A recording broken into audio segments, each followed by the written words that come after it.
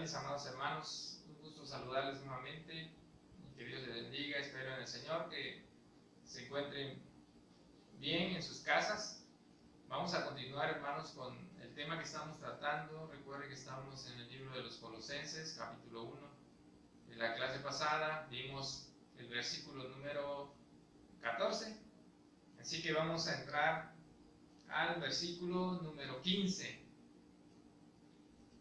Recuerden que estamos en el escenario de la iglesia de Colosenses. Estaba viviendo una situación difícil porque estaba siendo tentada a desviarse de las enseñanzas correctas del Evangelio.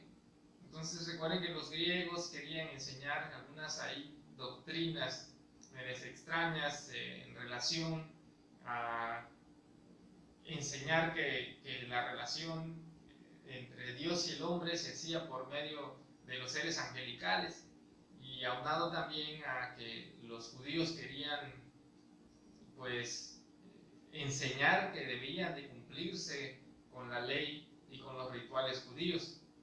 Sin embargo, el apóstol Pablo en esa carta, a partir del versículo 15, comienza a enseñarles nuevamente y a recordarles a los colosenses quién es Jesucristo, para evitar que se desvíen a esas doctrinas y dejen de creerle a esas personas.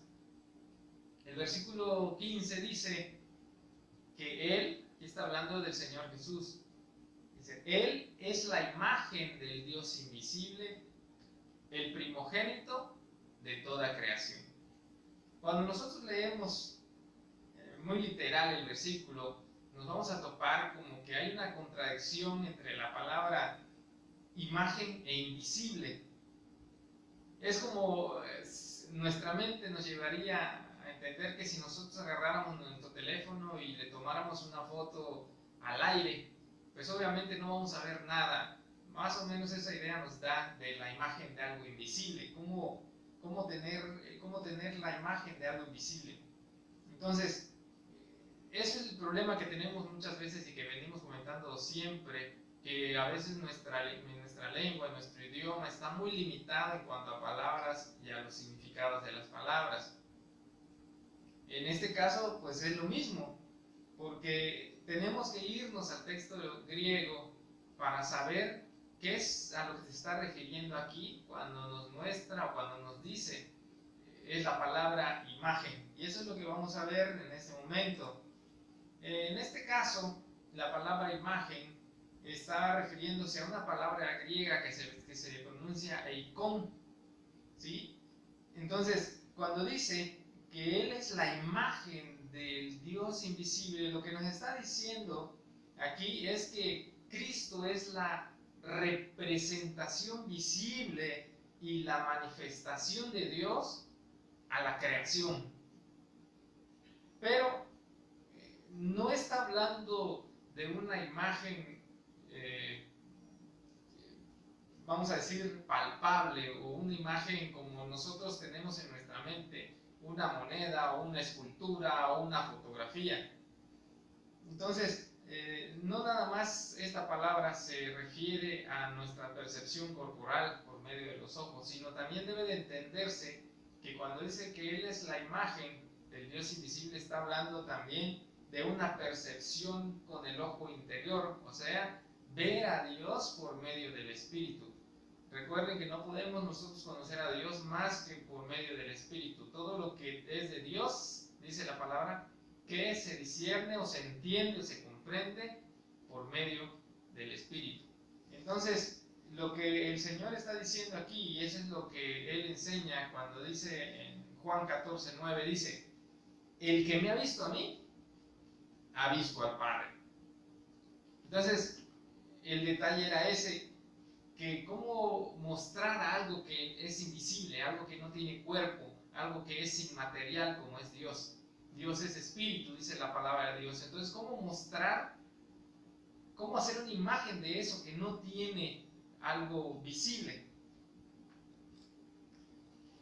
Nosotros,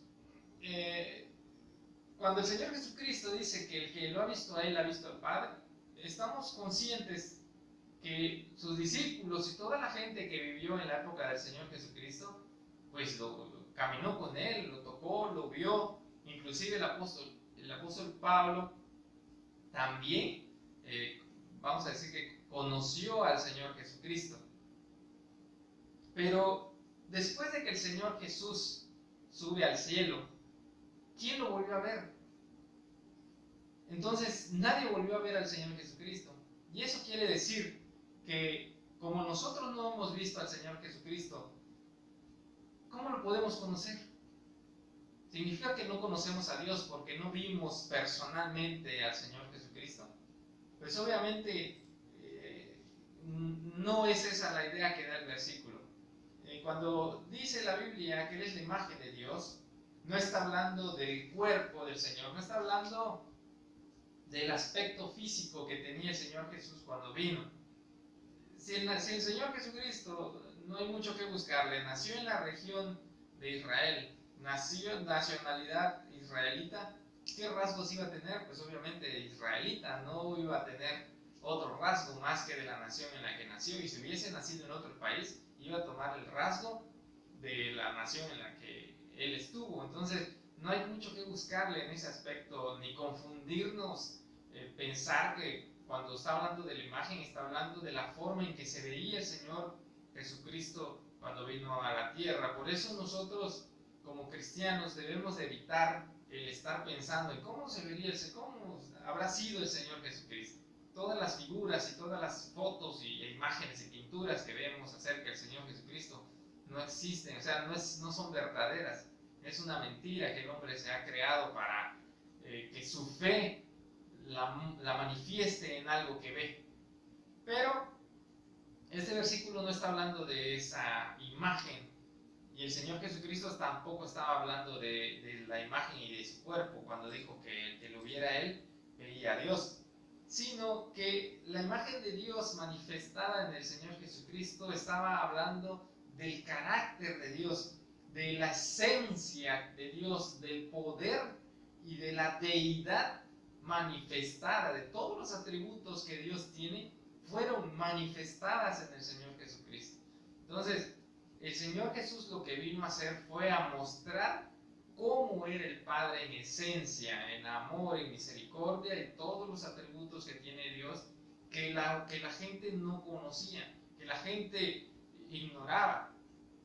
Entonces, por eso el Señor Jesucristo vino a manifestarse al mundo cómo es verdaderamente Dios. No habla de su aspecto físico, sino de su aspecto espiritual, de su aspecto moral, de su esencia, de su divinidad. Eso es lo que está hablando el versículo cuando dice que Él es la imagen del Dios invisible. Bueno, entonces, ¿cómo conocemos nosotros a ese Dios invisible?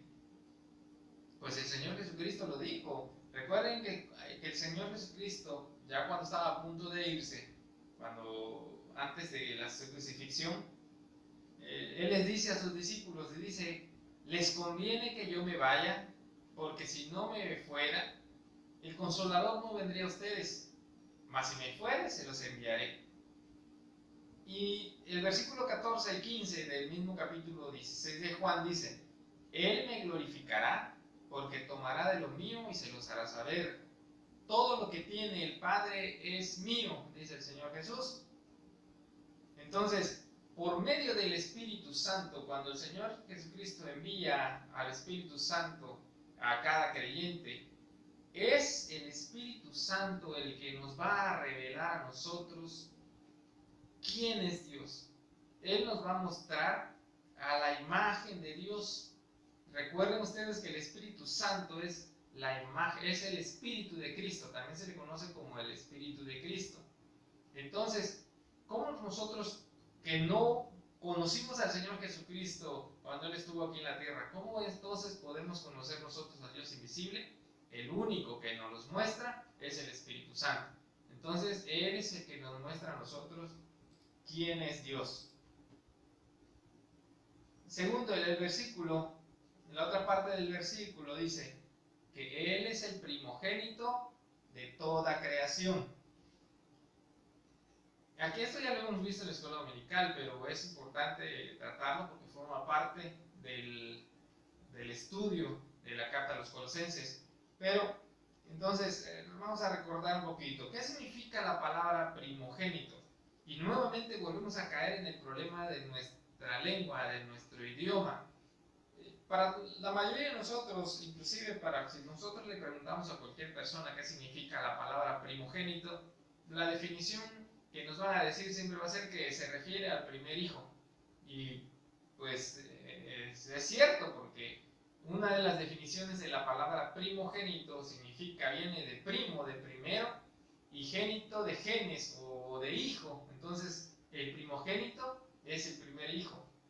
Sin embargo, no es el único significado de la palabra primogénito.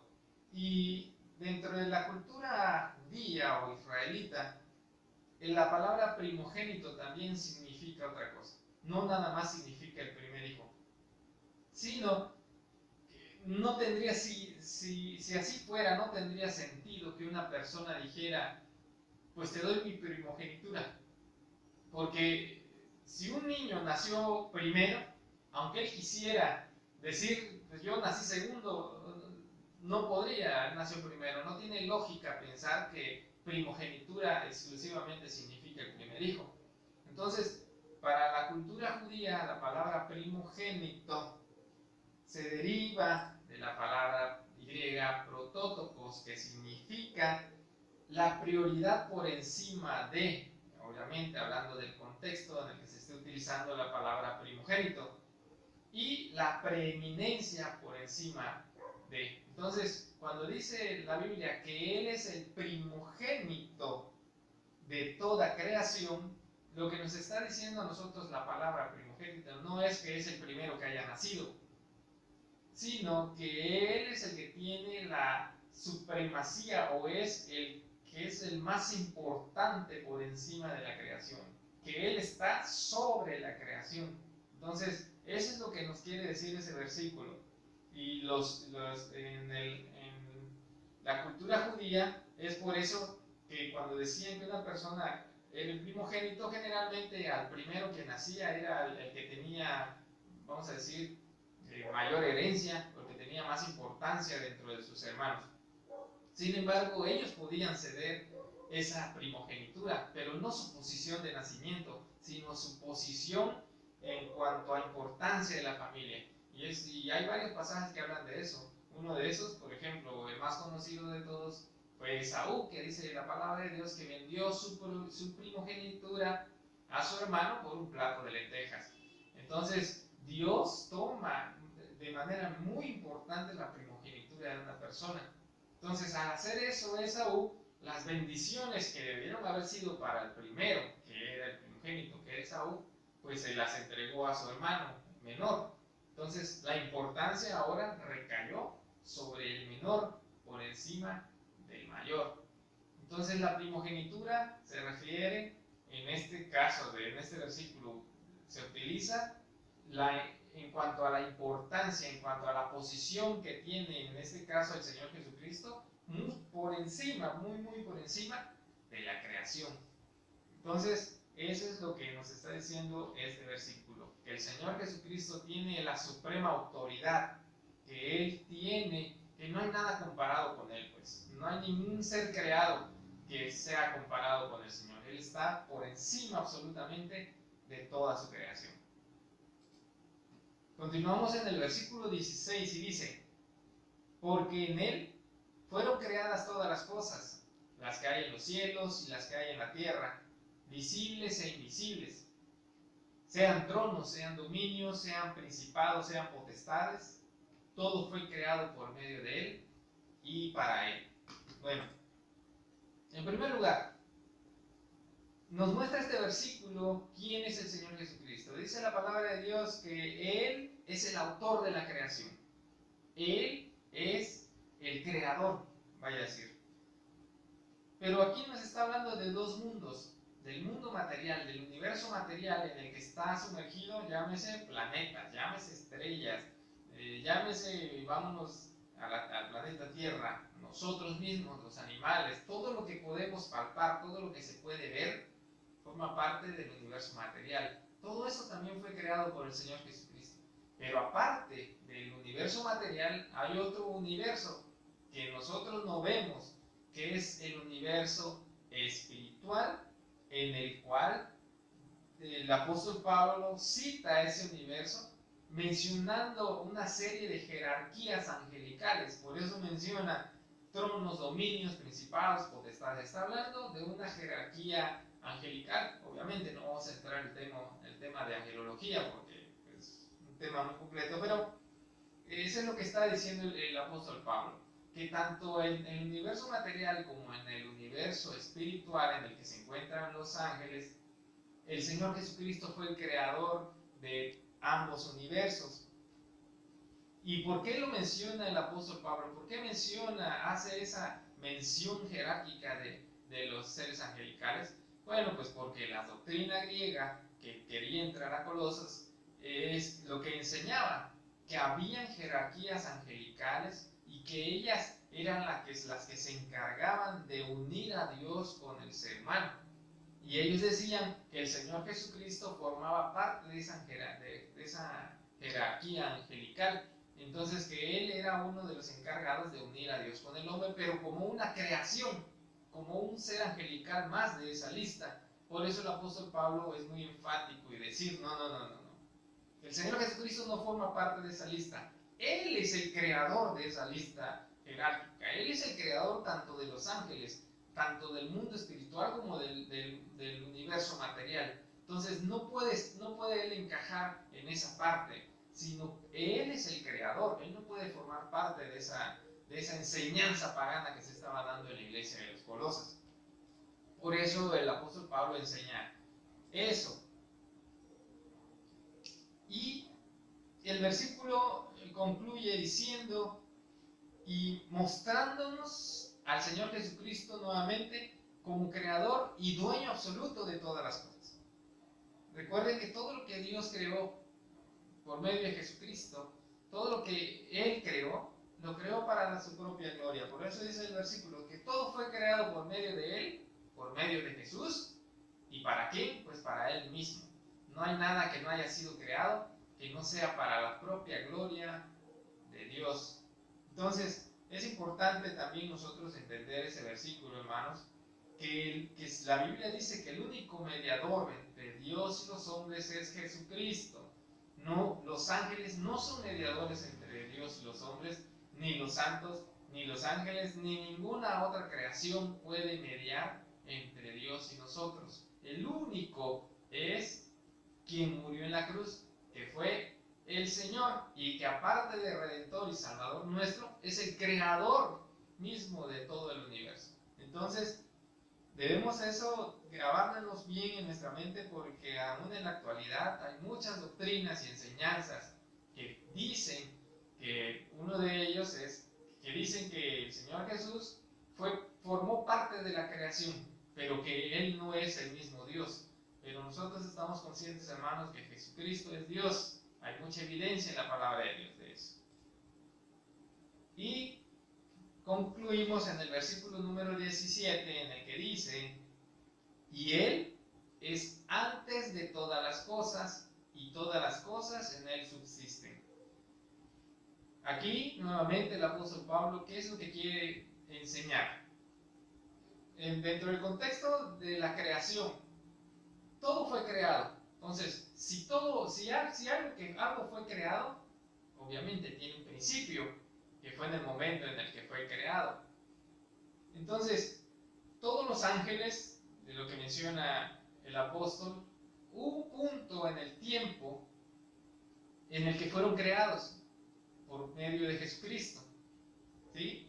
Entonces, el apóstol Pablo separa la diferencia entre la creación y el creador. En este caso está hablando del Señor Jesucristo. Por eso dice que Él es antes de todas las cosas. ¿De cuáles cosas? Pues absolutamente de todo, tanto del universo material como del universo espiritual. Pero lo que quiere dar a entender el apóstol aquí es que el Señor Jesucristo no tiene tiempo de inicio, no tiene un tiempo en el que fue creado. ¿Por qué no fue creado? Él ha existido desde la eternidad. Y pues hay varios versículos que nos ayudan a nosotros a vamos a decir, a reafirmar lo que el apóstol está enseñando ahí, que a nosotros también nos ayuda a conocer más versículos para nosotros entender que el Señor Jesucristo es eterno, que el Señor Jesucristo no fue una creación de Dios, sino Él mismo es el creador. Y hay 3 versículos que nos van a ayudar, hay muchos más, pero hay 3 versículos que nos van a ayudar. El primero de ellos está en Hebreos capítulo 7, versículo 3.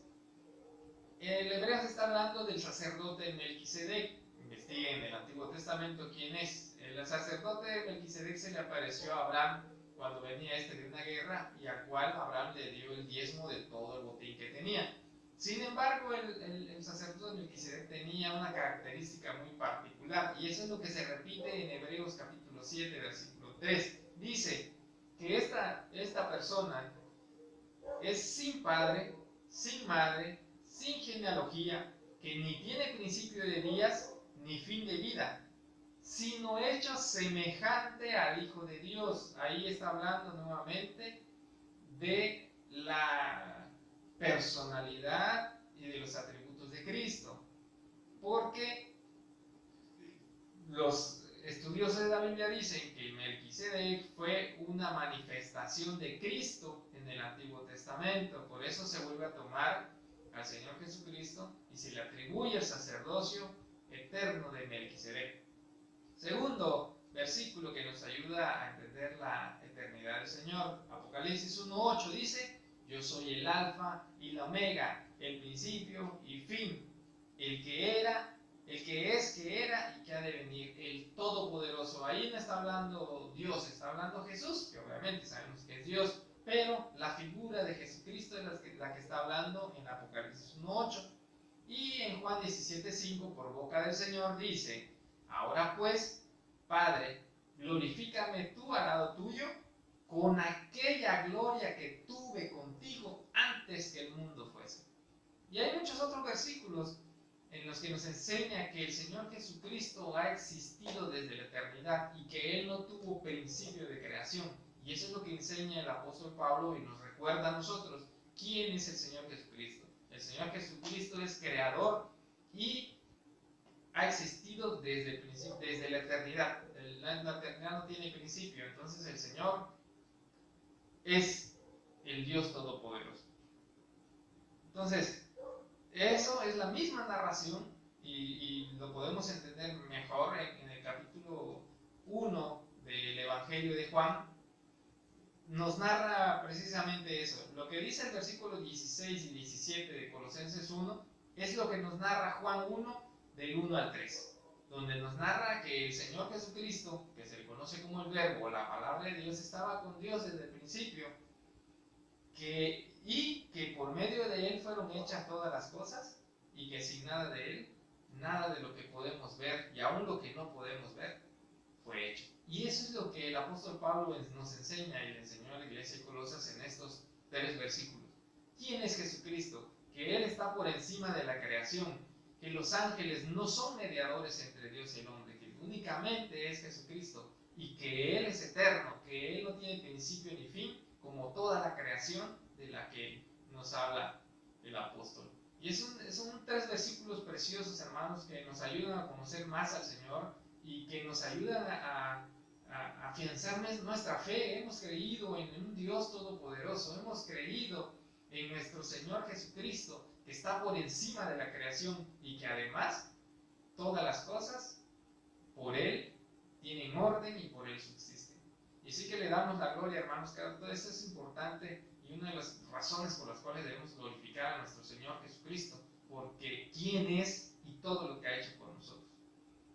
Así que estos 3 versículos, hermanos, les pido que los lean, que los reflexionen, y que cualquier cosa, duda que ustedes tengan también, pues háganmelo saber, o también si quieren investigar más a fondo sobre el tema. Hay muchas cosas que decir y muchas cosas que enseñar sobre este versículo, pero tómense su tiempo también para investigar en internet. Pues le damos la gloria a Dios, hermanos, lo dejamos hasta aquí, y que Dios les bendiga, que sea de bendición y reflexiones sobre la palabra de Dios. Y nos vemos, si Dios lo permite, en el próximo video. Que Dios les bendiga.